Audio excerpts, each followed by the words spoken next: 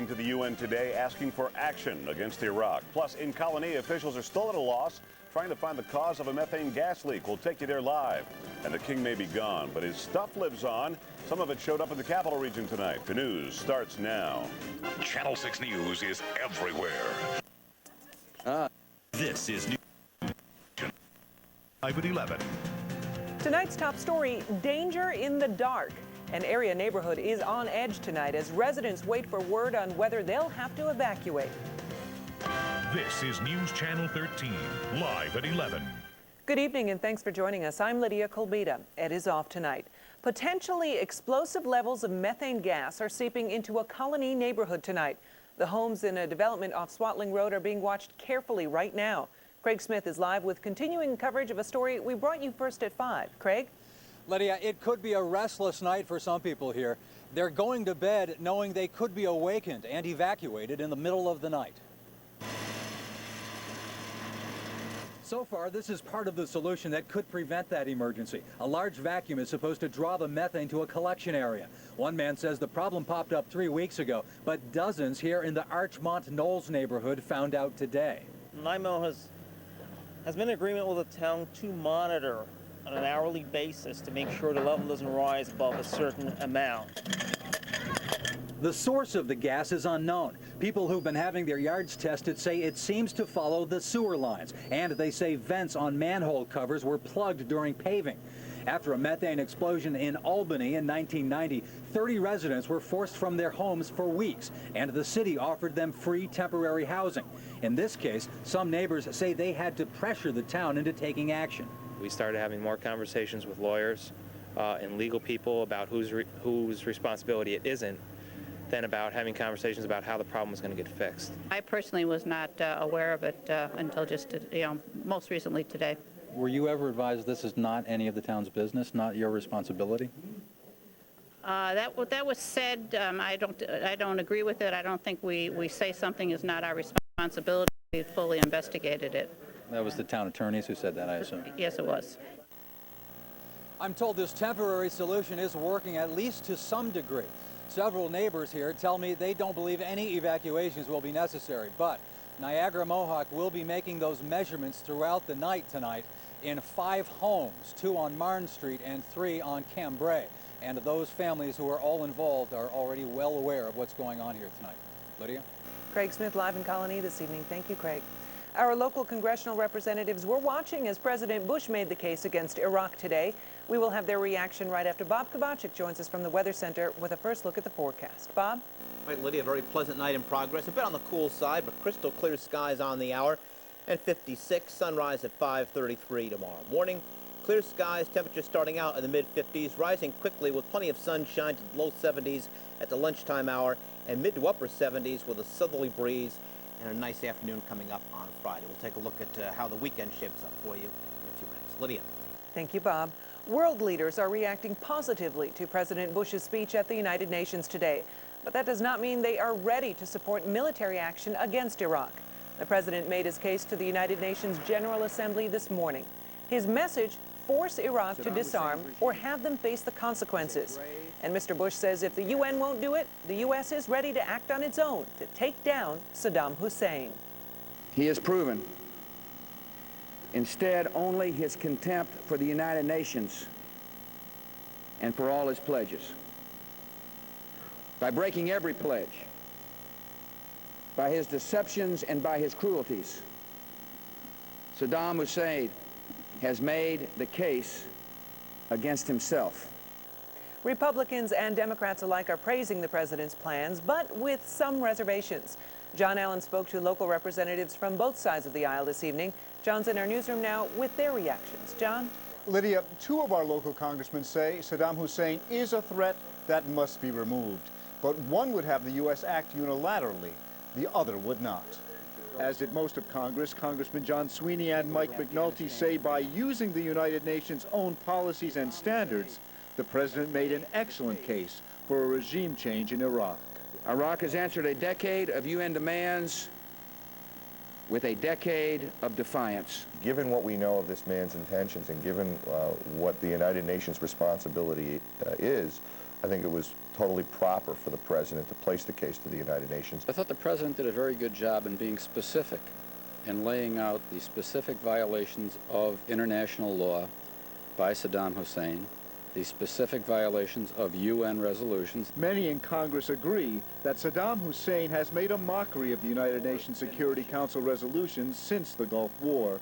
And both congressmen wholeheartedly believe that if Iraq does not at the very least comply with allowing UN weapons inspectors to return, military action is almost inevitable. Congressman Sweeney believes after the terrorist attacks on American soil last September, the U.S. should and must act, even alone, to remove the continued threat to Americans here and abroad. I endorse two things. I endorse regime change, and I endorse the notion that the world and the United States need to move forward in some preemptive action to stop what is just the lunacy of Saddam Hussein and the establishment of weapons of mass destruction. Congressman McNulty says to do that without international support would be disastrous for the U.S. If you do it alone, you have to use all your troops. I do not want to see American troops bogged down on Iraqi soil for literally years because they'd be standing there with big targets on their backs. So we have to think through all of the ramifications of taking a military action. It appears that Great Britain is already on board with the U.S. in any action it would take against Iraq. Sweeney believes more nations will come on board as the president continues to make his case to the world. McNulty hopes that will be the case. Lydia? John Allen live in the newsroom this evening. Thank you, John. A missing Taliban leader may be alive tonight. A statement that has turned up on an Arab satellite station and a pro-Arab website is supposedly from Mullah Mohammed Omar. There's no way to verify the authenticity of the statement, which says that the Islamic community is not afraid of America's threats. Mullah Omar was a leader of the Taliban government in Afghanistan. He disappeared during the fighting that followed the September 11 terrorist attacks. At the Arlington National Cemetery today, there was another ceremony to honor victims of those attacks. A single casket containing cremated remains from the Pentagon rubble that could not be identified was buried with full military honors. 14 people died today in the deadliest traffic accident in the state of Maine. There were a total of 15 migrant workers in a van today when the van went off a one-lane wooden bridge with no guardrail. It dropped into 15 feet of water in the Allagash Wilderness. The lone survivor was able to kick out the rear window of the van and swim to safety. All of the others drowned. It is too early to say what caused the accident, but police point out that there were 45-mile-an-hour winds in the area at the time. There's apparently an outbreak of tuberculosis at a New York State prison in Oneida County. 2 inmates at the Marcy Correctional Facility have active cases of TB. Dozens more have tested positive for the disease. Marcy is a medium security prison which houses more than 1,500 inmates and employs about 350 guards. There are now more New York State troopers than there have ever been before. That I will bear true faith and allegiance to the state of New York. And that I will fervently perform the duties of the Division of State Police. 220 new recruits were sworn in today. In about 6 months, they will all be full-fledged members of the force.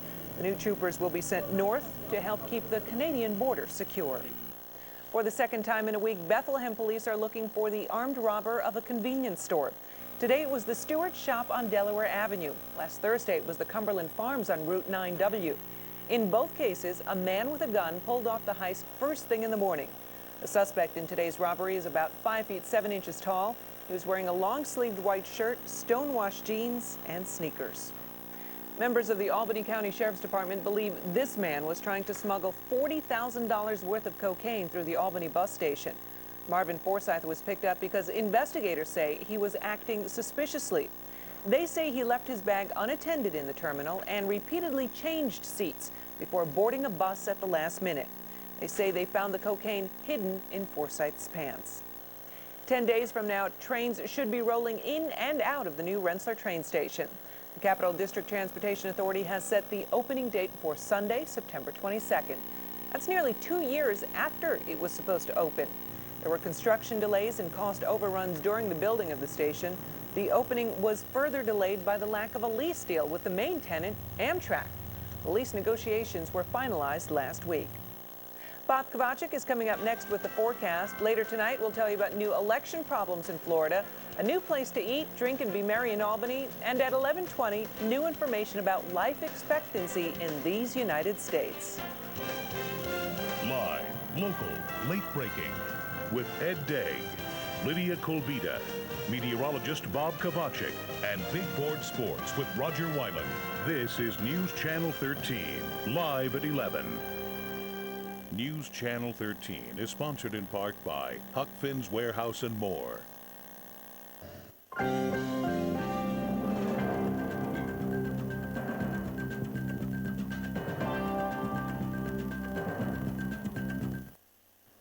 Bob Kovachick here with the weather. You feel a little chilly tonight, but should warm up soon. Yeah, cool nights. You know, fall is creeping up. You can feel the chill in the air, Lydia. But the next few days, at least the next couple of days, look somewhat warmer. Certainly Friday looking to be an excellent day, and most of Saturday. 69 the day's high, 4 notches below our average of 73, but overall very pleasant. A 47 start this morning.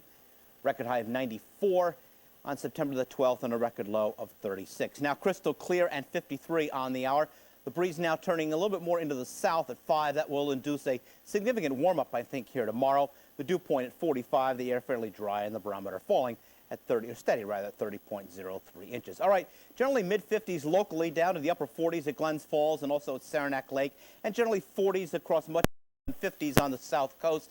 As you head westbound, though, the south wind beginning to pick up somewhat more, so temperatures are actually steady or rising. 61 now in Buffalo, 59 in Pittsburgh, and the south breeze will begin to increase here late tonight and especially tomorrow, so our temperatures may drop a few more degrees, level off, and may actually rise a few notches by morning as the warmer air begins to move into the northeastern part of the country. 24-hour satellite radar loop, again, the rain from Gustav pulling offshore, way gone as of early this morning. Lots of clear skies through the day into the night tonight. A little band of middle and high deck clouds passing through southernmost portions of Canada, that passing across northernmost New England, but generally lots of clear skies. Should set the stage for a pretty good day tomorrow, as I said, with a warming trend which will continue into the weekend, although things looking a little bit quicker, so we're moving up or bumping up the threat of showers from arriving on Sunday to probably coming in here Saturday night. We'll have more on that in a moment. National temperature profile, pretty warm in the south and actually much of the country. Mild to warm weather, 86 tonight in New Orleans, 83 in Miami.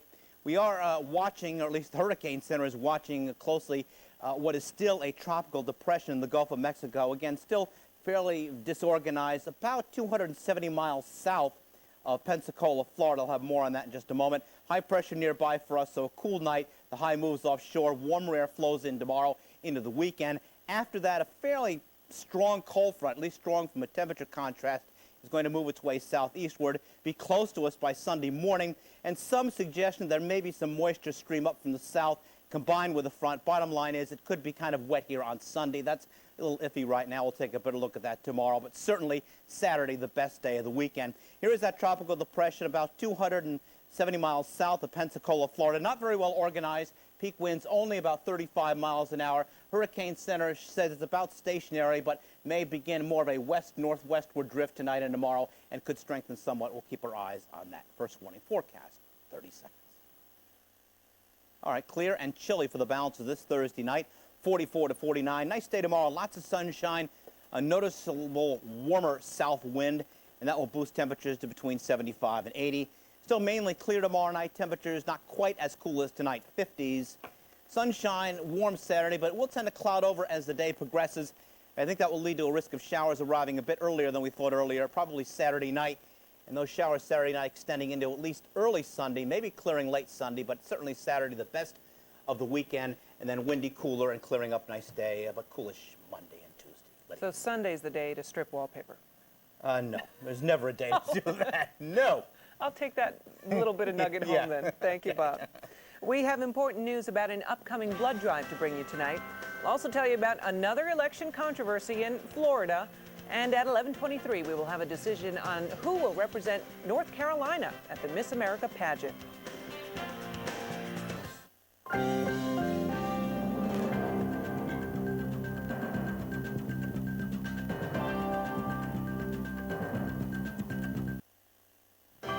For more details on some of our stories, visit WNYT.com. With more news from MSNBC, WNYT.com is powered by Verinet Solutions, putting internet technology to work for your business. Welcome back to news that Americans are living longer than ever before, but not all the news is good. Life expectancy has reached an all-time high of 76.9 years, though women now live only about 5 years more than men, down from 7.5 years more. Decreasing death rates of cancer, heart disease, AIDS, and even homicide, together with better medical care, less smoking, and wearing seatbelts, have contributed to Americans living longer.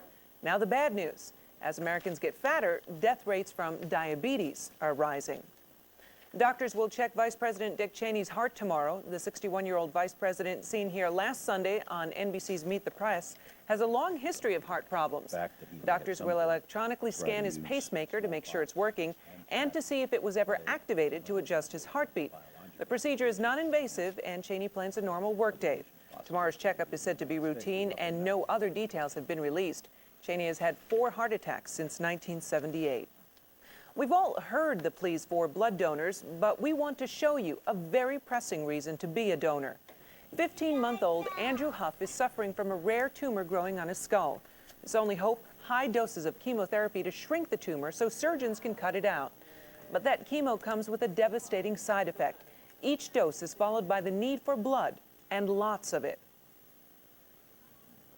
You would have seen him 2-3 days ago. He was pretty irritable and almost lethargic, and now it's like giving him new life. It really is. It's the gift of life, and there's a good reason for that, because you're looking at it. This is living proof.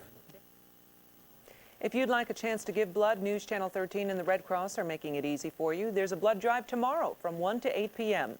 There are 3 locations: Chaucer's Banquet House on Route 9 in Clifton Park, Wilton Recreational Facility at Gavin Park in Saratoga Springs, and Sears in Colony Center.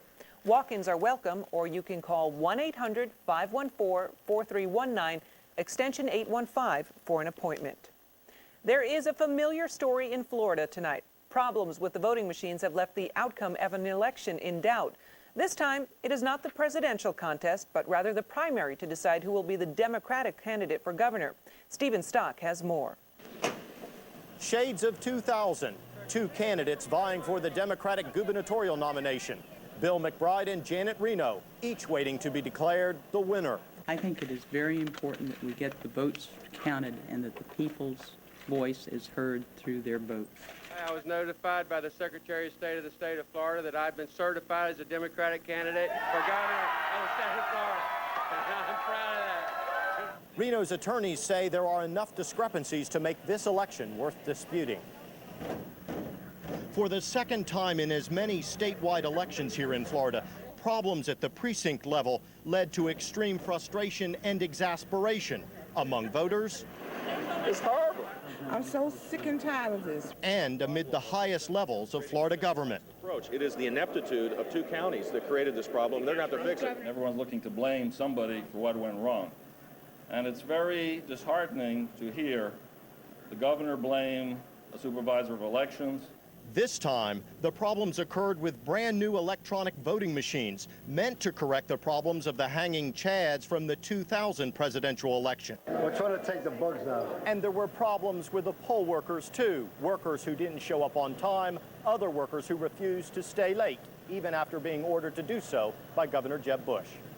Though Florida's Secretary of State Jim Smith appeared to give the victory to McBride, saying as far as he was concerned, the vote was certified technically, that's not true.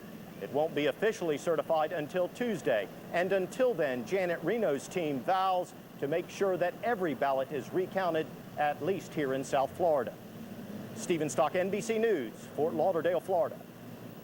One Miss America contestant may already be out of the running. Rebecca Revels actually won her state contest, gave up the title after an ex-boyfriend claimed to have topless photos of her, then sued to get it back. A federal judge today refused to force the Miss America organization to recognize her as Miss North Carolina.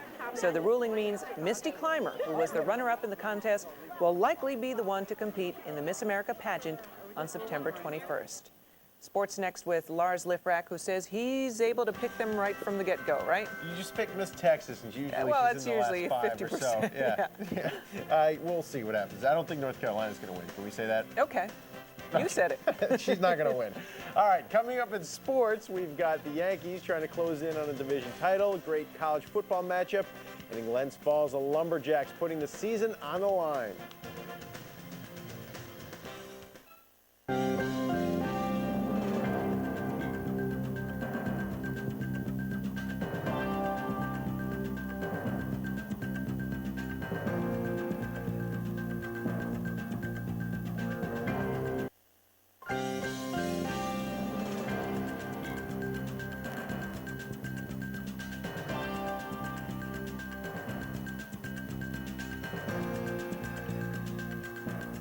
Welcome back. It is baseball to kick things off. The Yankees hosting Baltimore. David Wells getting the start for the Bombers and another chance to prove his worth for a postseason spot in the pitching rotation. Joe Torre, bobblehead night at the stadium. Yeah, Torre's bobbling everywhere. First inning, Rondell White to right center, and look at Melvin Moore with the defense. Are you going to get, okay, never mind. That ball drops in. That's a double. 2-run score. Yankees lead 2-1.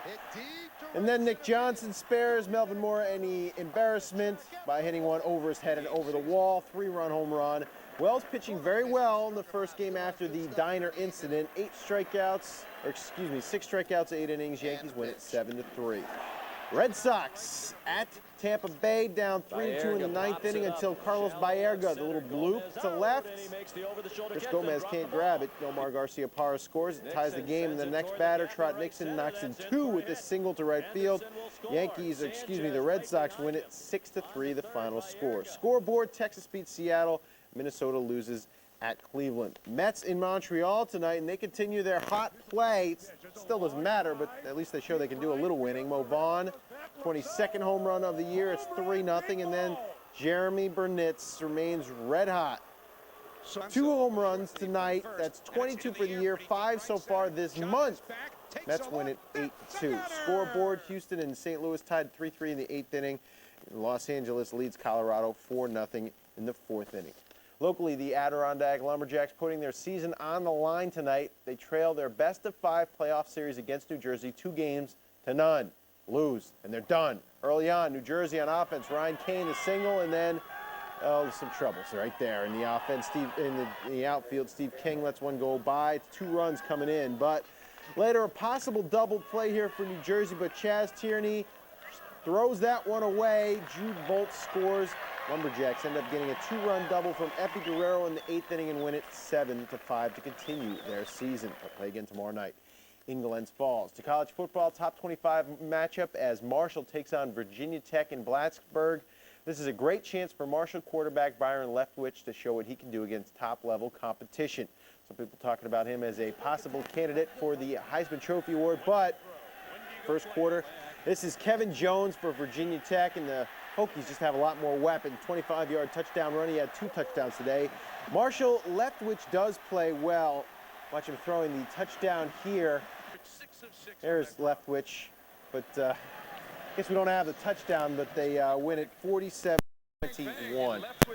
Virginia Tech winning it, that is. Bad news from the NBA.